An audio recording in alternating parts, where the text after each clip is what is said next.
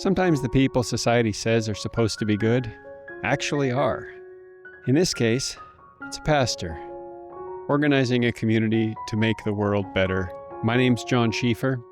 This is The Difference Engines. I'd like to introduce you to Christine Nolf.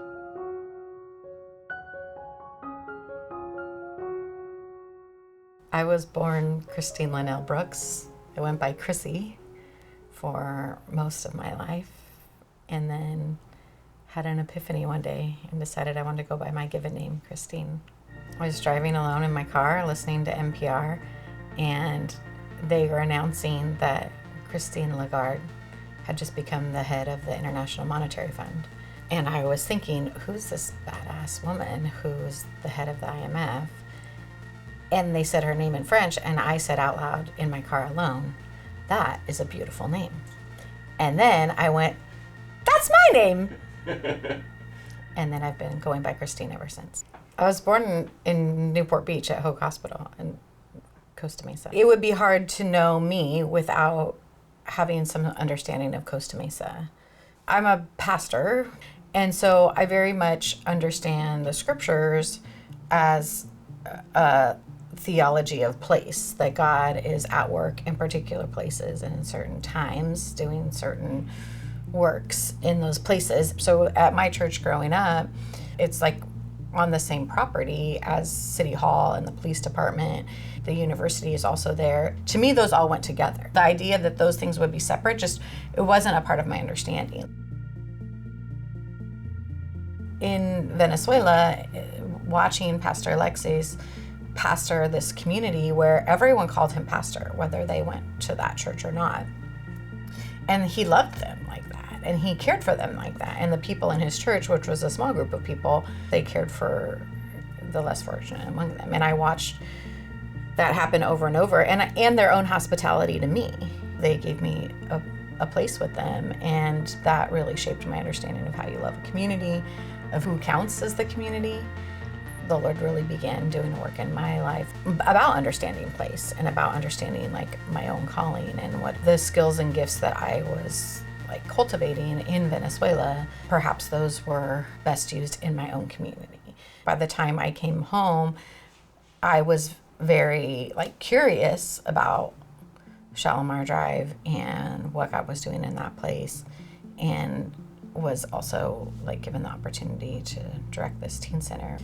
So Shalimar Drive became kind of infamous in Costa Mesa in the 90s when I was in high school because of gang activity in that place. Some of the work that we did was organizing for particular projects, but that was done in the context of what I would call is community development, where you might be organized around multiple projects over a long period of time. There's things that the neighbors can do around developing their community, so planting gardens, cleaning up trash, whatever the neighbors want to do.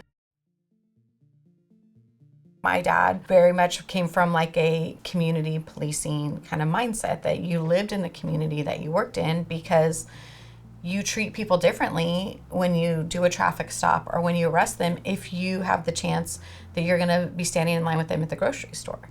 Just how you posture yourself coming into a community speaks volumes about your intentions in that place. There was pictures throughout the scriptures that we had said oh, this is how we'll know that the community is flourishing. I think it's in Joel, but it talks about how the old people will sit with their canes and watch the children play in the streets. And so one day I came home, one of the older teens, he was just you're not gonna believe it. This cop almost ran over one of the kids.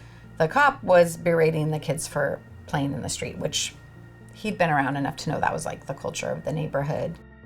I mean, my eyes were really opened living and working on Shalimar Drive of how police approach that community versus how I was approached as a child growing up. And there is a difference, without a doubt. And so I felt because I was known in the police department because of my dad, I had a responsibility to bridge those worlds. I called the police officer up and I was just hey, what happened? I heard you had a run-in. the neighbors. And he was just like, well, those kids were playing in the street and they got in the way. I just said to him, what's the police department's vision of a healthy community? For us, we celebrate this. And so I'm just wondering how we can like align our visions. And he just didn't have an answer. He was like, they shouldn't have been playing in the street. For me, it was kind of eye-opening to realize like, oh, how do we, as like various institutions in the community, get on the same page about what a flourishing community looks like? There's a time where I had people coming and asking me about running for office locally. I didn't think that I would be able to focus on the things that were important to me as a political leader, because it would be required to care about many things that were important to many people in the community. And I think a good leader is able to do that. I was very much interested in prison reform, like housing, affordable housing advocacy, and immigration advocacy are two places that I put a lot of my effort. When I was working in community development ministry, a question that I often asked, like people that would come to serve with us from partner churches, was just like, it felt like we were doing so much work educating people about the scripture, particularly around care for the immigrant, around God's heart for the poor.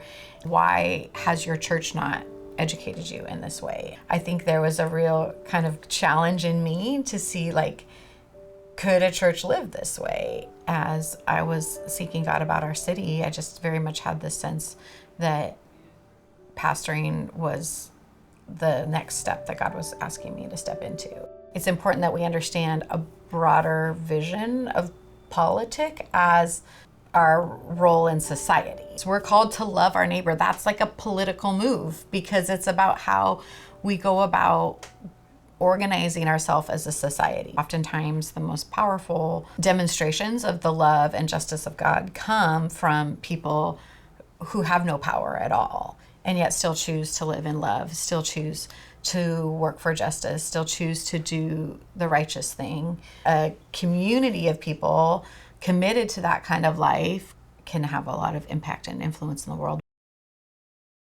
My own journey of decolonization that I'm still on has been, one, just an education in the history of things, like understanding the role of the church in genocide in America, how that shaped like my own identity, how that shaped my reading of scripture, my understanding of what it means to love my neighbor, and in my own motivation to want to like do good work in the world.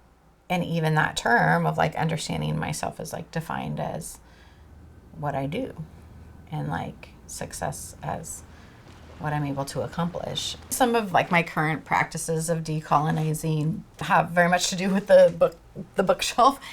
So I have certain practices for myself about who I'll study, whose authority I'm putting my own learning under.